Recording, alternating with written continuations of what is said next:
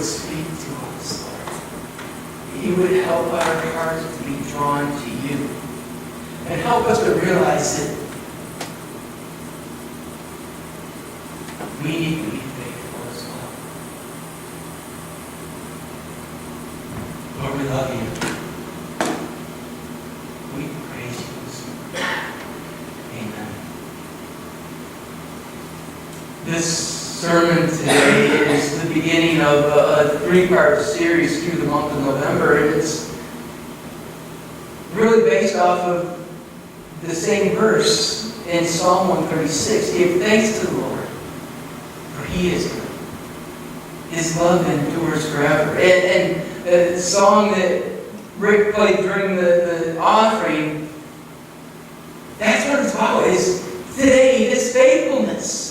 And how we need to be thankful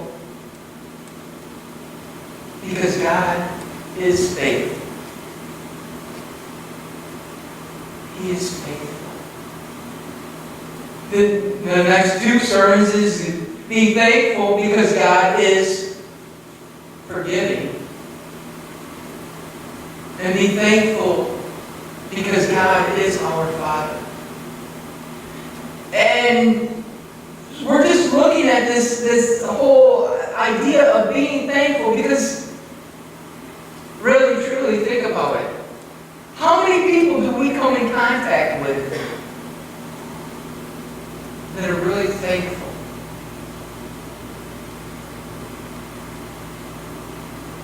How about ourselves? Are we really, truly thankful?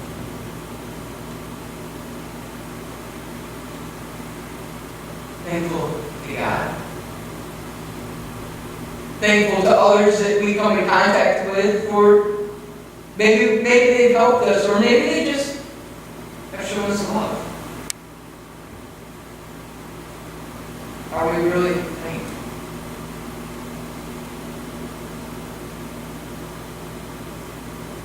When we read this verse in Psalm 136, it says, give thanks. And we find that verse, or that phrase, give thanks. If you were to go through the whole Bible, and somebody has, and they've tallied it up, how many times is that phrase used in the Bible? It's approximately 35 times. You can find those words together, give thanks. And many, if not the majority of those times, it's paired with, give thanks to the Lord, or God.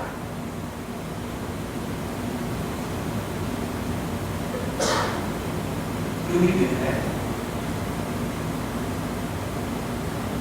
How thankful are we?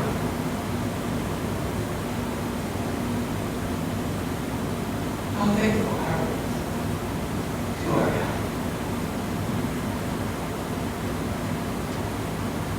It seems like we live in a world that is very unfair. And we talked about this a little bit last week at the beginning of the TFAP program, because a lot of people that come through the line, they're looking in that box and they're complaining, or they're wondering why we're getting this and not that, or whatever, and people aren't very thankful. But then there was a lot of people that came through the line and they didn't care what it was they were getting. They were just so grateful that they were getting some food. Those are the kind of people that we need to be like. It doesn't matter what it is we're getting or what it is we're doing. We need to be thankful. And I'm talking to myself this morning, because even this morning, to several of you, I was kind of complaining about that training I was in yesterday. And as I'm speaking, I'm looking at it in the mirror and speaking to myself, because even though it was a lot of repeat, I think I still gained something besides the tired body. But I need to not complain, but be thankful. In all circumstances, no matter what it is we're facing, we need to be thankful. We as believers, we should be different than the rest of the world, because we've been forgiven. We no longer bear this load of sin that we're going to have to pay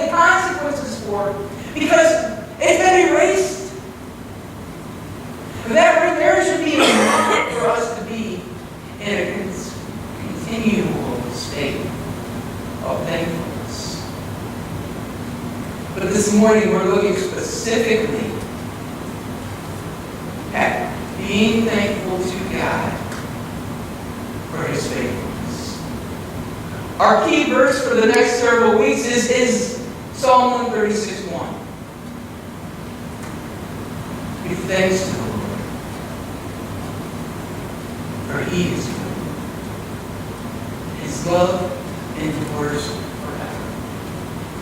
And this week, if you want to take time and read through the rest of Psalm 136, it says, written in this way that as you repeat verse 1 there, you see, we just read. Verse 2 says, give thanks to God of gods. His love endures forever. As you read through this, you see it all coming together in that ending phrase, His love endures forever. God is faithful. God is faithful. In fact, being faithful is part of God's character. We see it from the Old Testament to the New Testament. In Deuteronomy 7:9 it says, know therefore that the Lord your God is God. He is the faithful God, keeping His covenant of love to 1,000 generations for those who love Him and keep His commands. And then we see it in the very last book of the Bible, Revelation 19:11, it says, I saw heaven standing open there before me was a white horse whose rider is called Faithful and True. With justice, He judges and wages war. God is faithful. And as you take and look through the Bible, you see His faithfulness never changes. It's there. Even unto 1,000 generations out. For those who love Him. The Lord is faithful and true. Well, what does it mean to be faithful? I want to make sure we understand what that word means before we go any further, because if we have this misconception of what it means to be faithful, it's going to skew our whole outlook of who God is. Faithful means trustworthy, loyal, reliable, dependable, one counted on. Do you see those aspects in God when you think about God? Is that what you see? It's faithfulness. And God has given us many promises. And yet those promises aren't forever.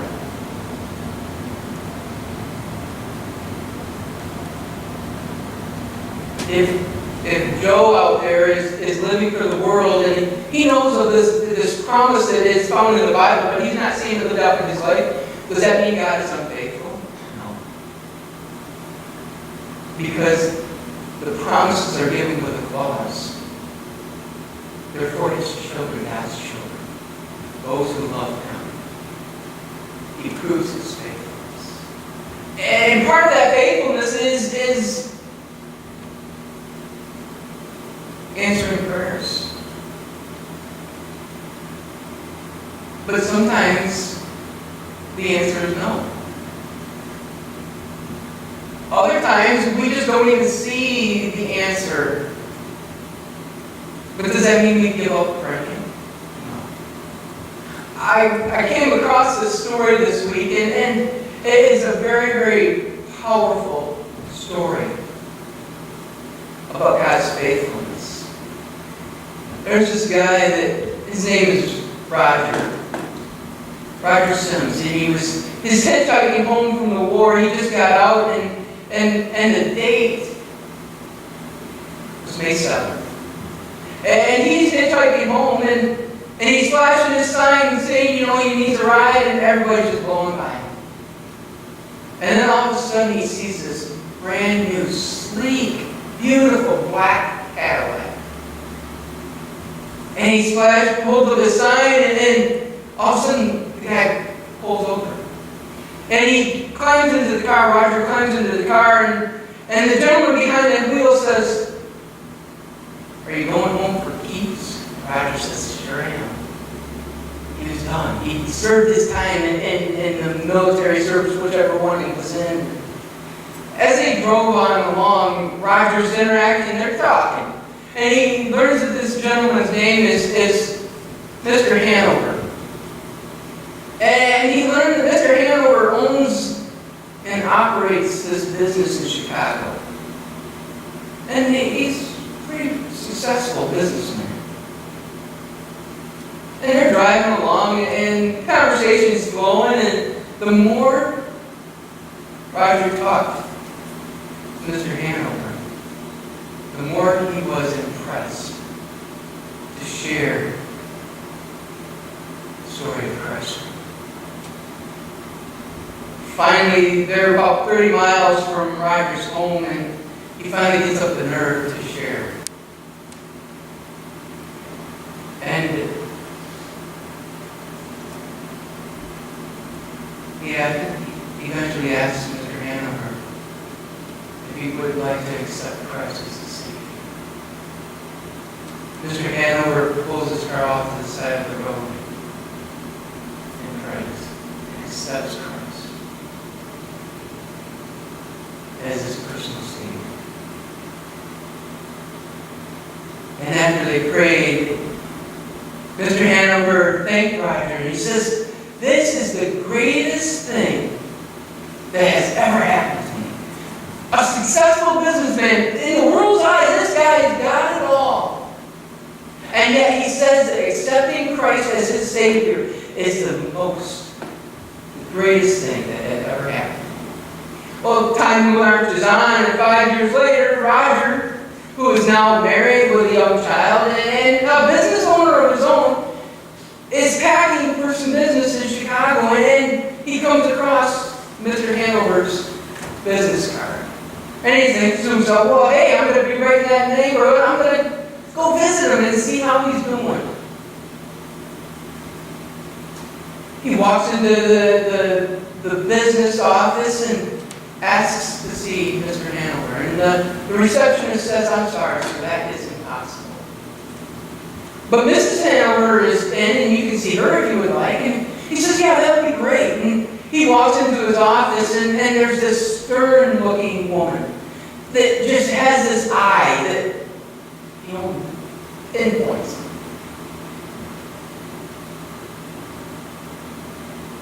And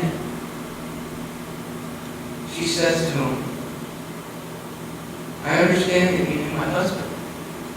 Roger says, "Yes, I was hitchhiking home after the war, and he gave me a lift." And she says, "When was that?" He says, "It was May 7th, the day I was discharged from the Army." And Roger said,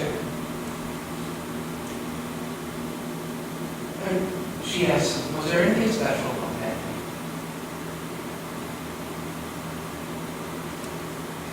Roger hesitated for a moment, and he says, "Yes, ma'am. I shared the gospel with Mr. Hanover. He pulled over to the side of the road and leaned over the steering wheel and wept, and he gave his heart to Christ that day." The story says that with that information, Mrs. Hanover instantly began to weep. And she wept so hard that her whole body shook. But when she regained composure, she said, "I have prayed for my husband's salvation for years. I believed that God would save him." Roger says, "Well, where is Mr. Hanover now?"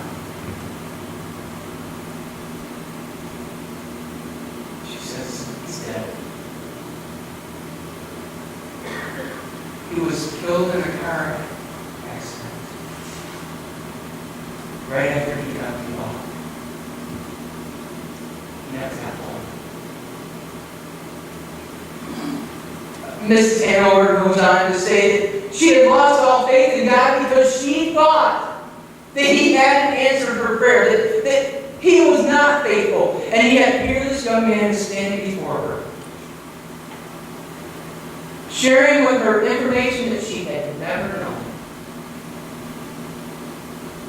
I share that story because I want you to understand that God is faithful, even if we can't see the outcome. I know many of you are praying for loved ones that don't know the Lord.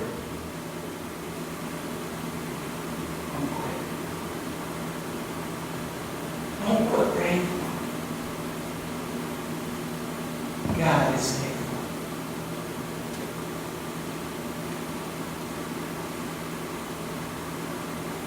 The purpose here is who He is.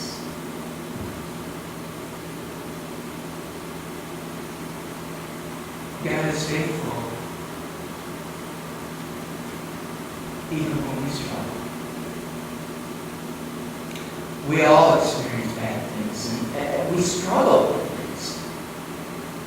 And I was talking with Rosie after the funeral, and I said, something that John had shared when he was talking about Kirk, I said, it fits right in my sermon.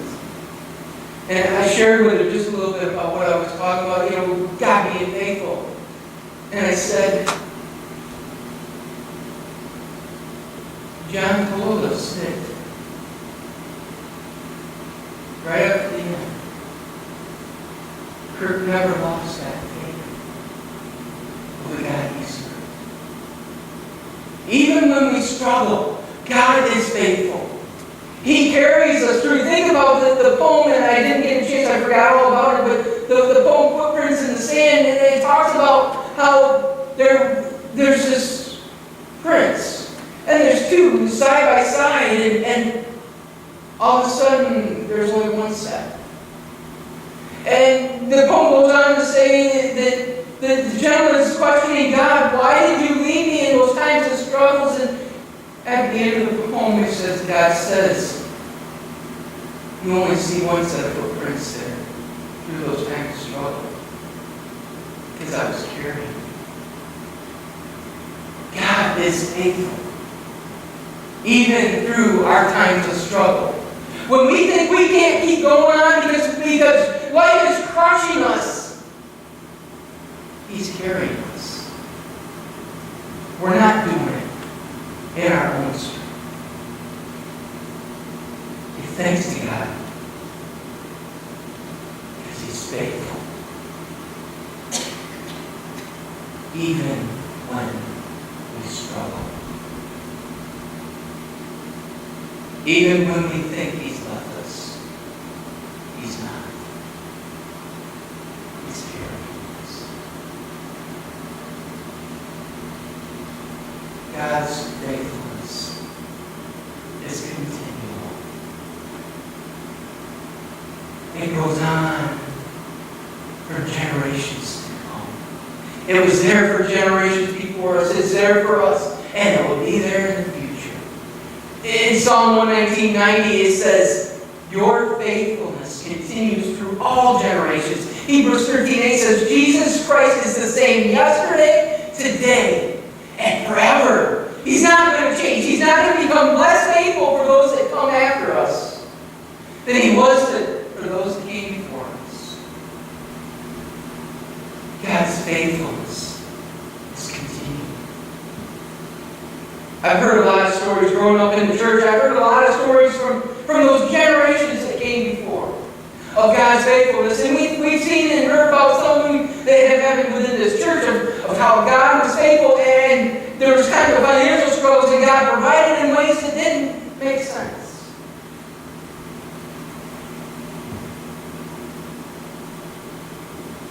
God's still faithful today. He is still providing for the needs of His people today. And we have stories to tell. about how faithful He is, so that those who come after us can see that continual faith through the highs and the lows. God is faithful today.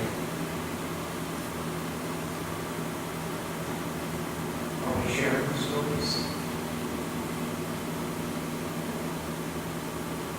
Are we sharing the stories of how God's faithfulness is proven in our lives? I know I can think of many things that immediately come to mind, but one of the things that was some of the greatest times where the picture is so vivid in my mind was times where we were preparing to go to Bulgaria. And there were several things that were happening, and I had to resign my job because I worked at a small township, and they told me, when are you leaving? We need to hire somebody to replace you, but we don't have the money to have two of you on staff. And we had applied, and everything was going forward, and our visas were supposed to be there, and so we told them January 1st. January 1st comes and goes, our visas aren't there. A couple weeks later, we get a letter in the email, or a letter in the mail saying that our visas were denied. So here we are, a family of 4, with no job.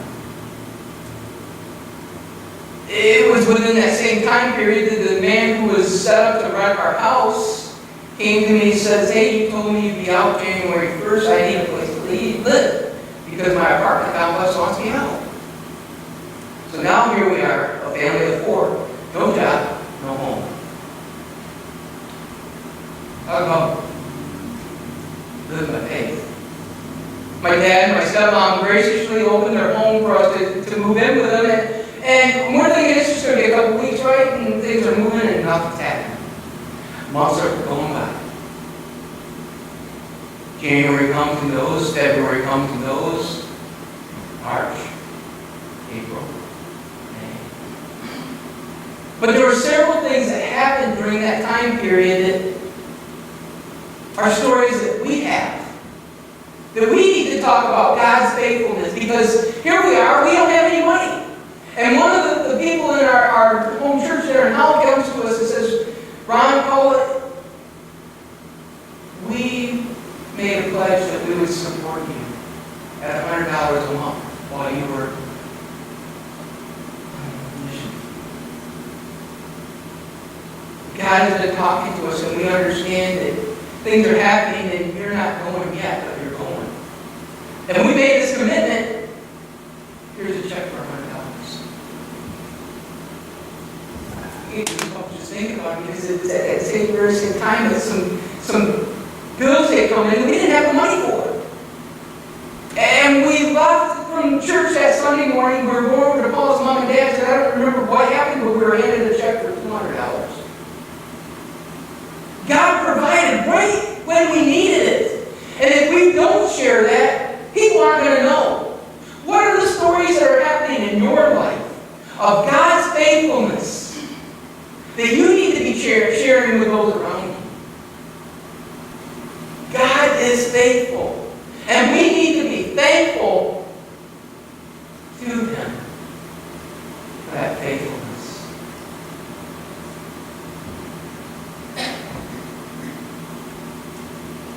We have stories to tell to the next generation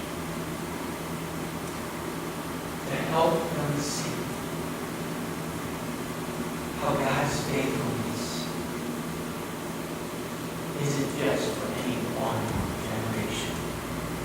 It's for generation after generation after generation after generation until He returns.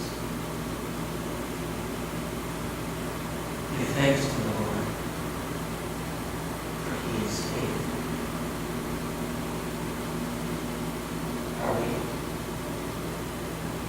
And what I am so thankful that God's faithfulness doesn't rely on me. He is there. Even when I'm struggling. No matter what it is, even if I can't see 2 feet in front of me, He's still there. God is faithful.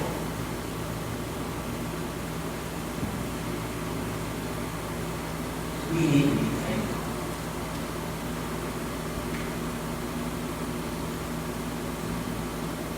This week, I want to challenge you all. And I know for so many of you, your lives are so busy with everything happening, like a wedding. But this week, I want to challenge every single one of you to think, and if possible, write it down, of ways that you have seen how God is faithful in your life. What is it that you have seen God's hand at work in your life? Where have you seen His faithfulness? And start thinking of that. Because a lot of times, we just keep right on marching. And God is pouring out all of these blessings and things on our life, and we don't even notice it because we're not looking for it. We're not paying attention. But this week,